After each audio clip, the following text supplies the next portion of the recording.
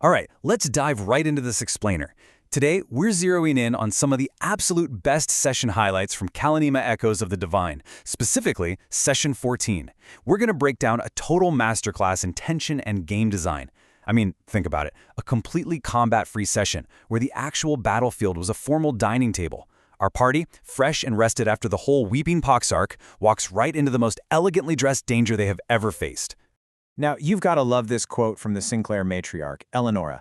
I prefer to set traps before using the crossbow. It perfectly, and I mean perfectly, encapsulates the velvet trap the party just strolled into. She drops this line so casually during the visit, but man, it pulls us right into the mystery, doesn't it? But to really get how this trap was set and why it's such a great storytelling lesson, we need to rewind a bit, back to before they even set foot on the estate grounds. Because you see, the trap started with a ticking clock. Samuel, the impeccably dressed Sinclair head butler, set this super strict schedule the moment he handed over that beautiful white and gold invitation back in Garin Hollow. It laid out a formal dinner, an overnight stay, and a fox hunt the following morning, with a carriage pickup at exactly 4:30 p.m. And get this, the Sinclairs had definitely done their homework. Samuel knew every single one of their names and roles flawlessly before he even handed over the envelope. Part 1. Omens in Garin Hollow, preparing for the unknown.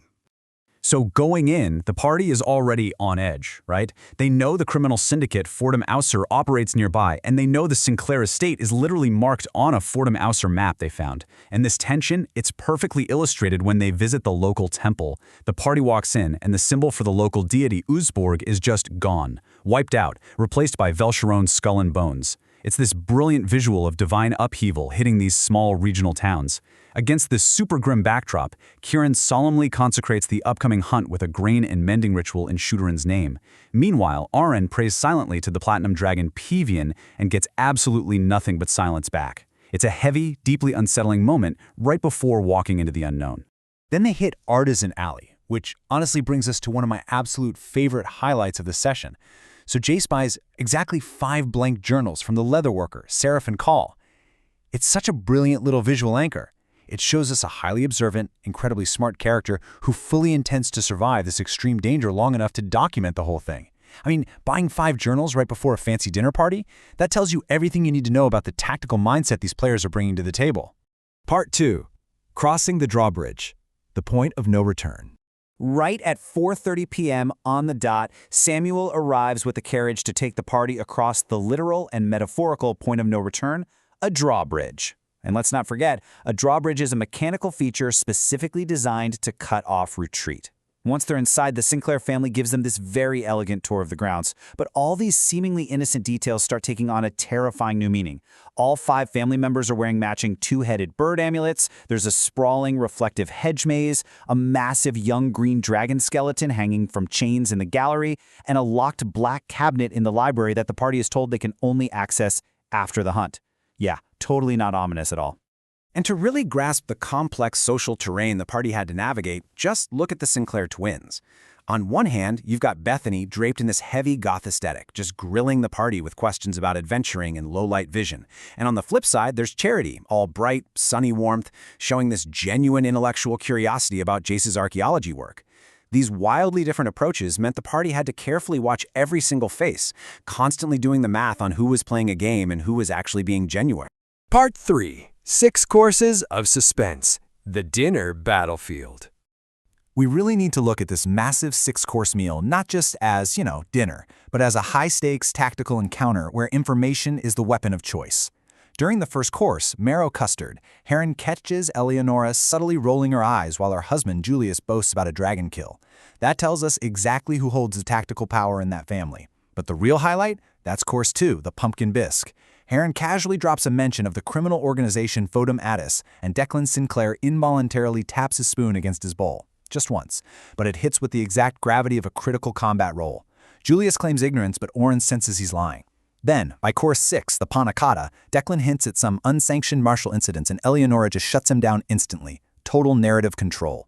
And amidst all this aggressive probing from the family, you just have to appreciate the sheer craft of Aaron's roleplay here. Earlier, when Declan was sizing up the party's kills, Aaron spun this harrowing tale about slaying gigantic sandworms with 20-foot maws and turtle-like features and rows of sharp teeth. Such a brilliant pivot. It gave Declan the thrill of a giant kill, proving the party's chops without giving up a single actual operational secret about what they've been doing lately. This whole dinner was an absolute masterclass in juxtaposing high society elegance right up against the sinister subtext. I mean, you've got Moonshadow Pinot Noir and Lavender Honey Panna Cotta being served while the party is quietly clocking lies and criminal connections. And this crazy tension was beautifully grounded by Dimitri. Right in the middle of this high-stakes psychological warfare, he casually asks for a double brandy and accidentally spills pumpkin bisque right into his magnificent beard. It was just a perfect touch of normalcy to mask the creeping dread. Part 4. Eyes in the dark. The velvet trap closes. So, after the digestives, the guests are finally shown to their rooms for the night. And this is where the velvet facade drops completely. The way this sequence builds the rising panic is just flawless. First, Huron finds a peephole positioned perfectly to watch her bed, and she quietly covers it. Downstairs, Jace finds one hidden behind a suit of armor in his room and pins parchment over it. Then he sneaks over to Aaron's room, and together they find a third. Realizing that the house is actively spying on its sleeping guests, perfectly visualizes the trap closing in on them. And it gets worse. Let's step into the hallway and see how this builds the quiet horror.